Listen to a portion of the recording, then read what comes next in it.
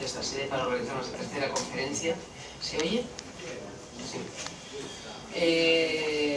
Bien, como ya se ha presentado, yo soy española y representante en España del grupo.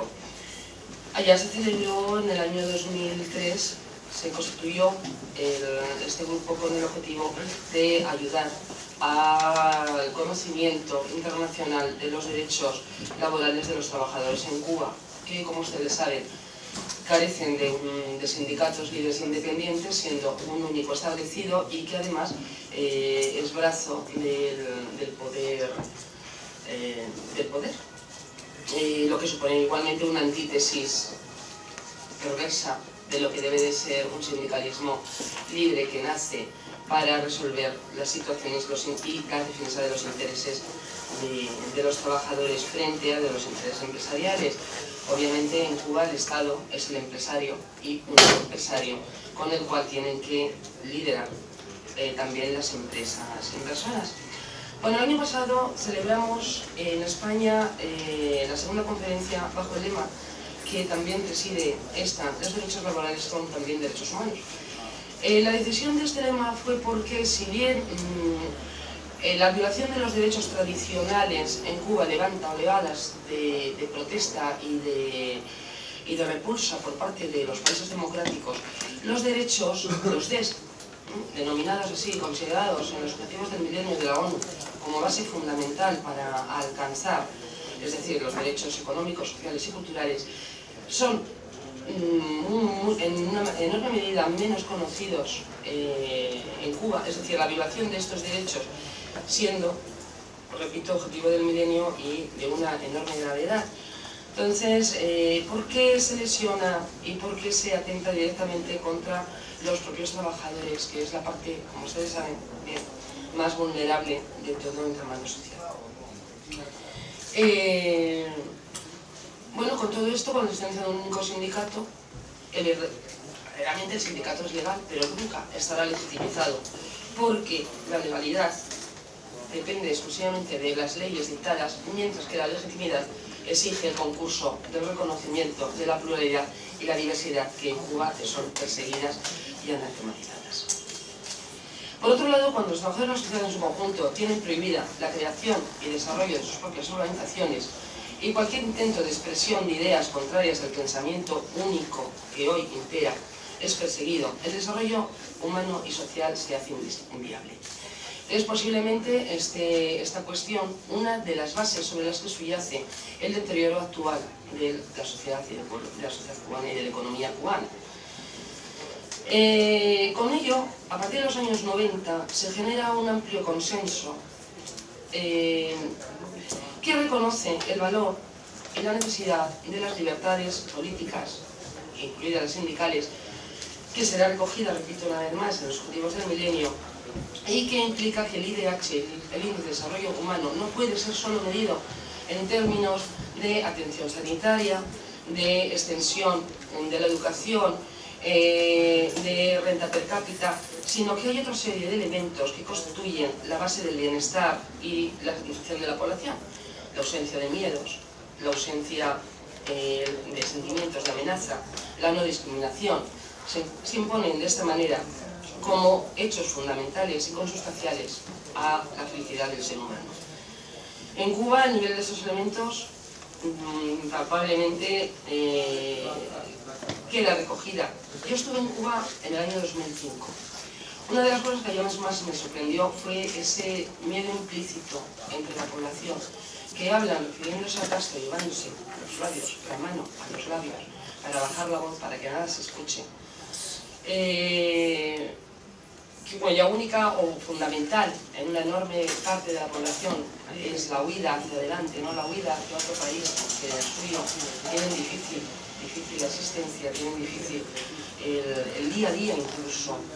Ustedes saben que en Cuba el sueldo medio de los trabajadores gira en torno a, son unos 200, supone en traducción menos de €1 diario. En Cuba saben que existe una doble moneda, los precios allá están prácticamente en euros, mientras que ellos cobran esa moneda profundamente desvalorizada, pesos cubanos.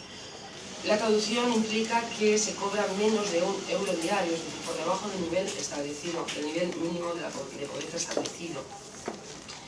Bien, todo esto conlleva, por otra parte, a que la dignidad del pueblo cubano está dañada.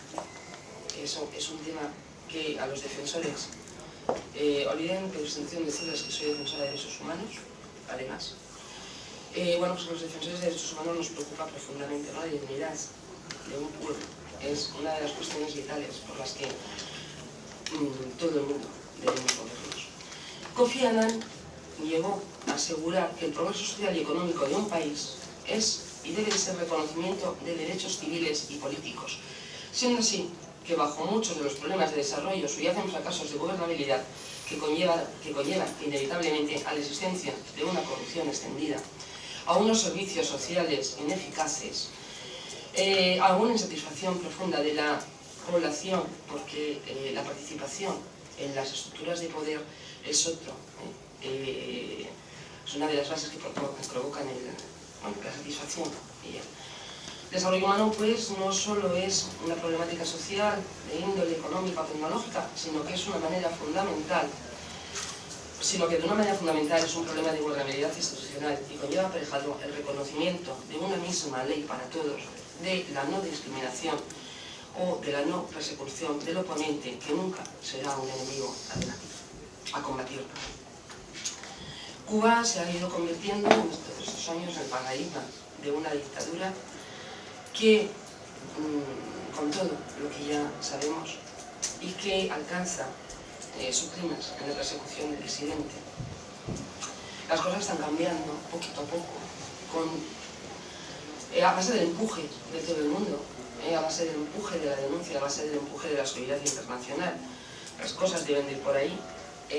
Las empresas inversoras juegan en este sentido un papel importante, aunque desgraciada y desafortunadamente lo que están haciendo ahora pues no es precisamente el coadyuvar al desarrollo económico y al desarrollo económico. Me refiero a toda la población, puesto que pues, si se acepta la legalidad imperante en Cuba y no se apuesta por la pelea de los principios que mueven la responsabilidad social de las empresas, hoy una realidad ya incuestionable en todo el mundo democrático, pues evidentemente el apoyo que pueden hacer.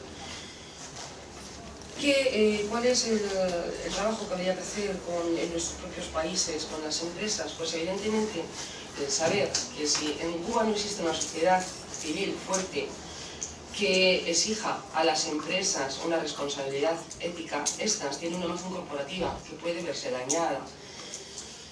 Por tanto, las empresas tienen que estar involucradas en el desarrollo del país en el que invierten, en el desarrollo sostenible, en la defensa de los derechos humanos, en el diálogo base fundamental para la transformación en Cuba a todos los niveles, y su colaboración en esa transformación pacífica en la que Cuba, hacia la democracia, en la que Cuba tiene que comenzar.